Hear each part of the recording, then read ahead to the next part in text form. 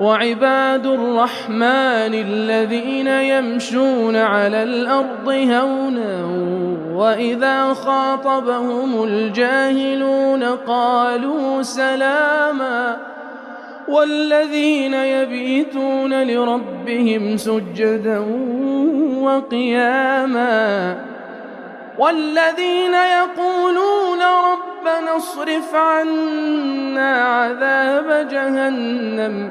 إن عذابها كان غراما إنها ساءت مستقرا ومقاما والذين إذا أنفقوا لم يسرفوا ولم يقتروا وكان بين ذلك قواما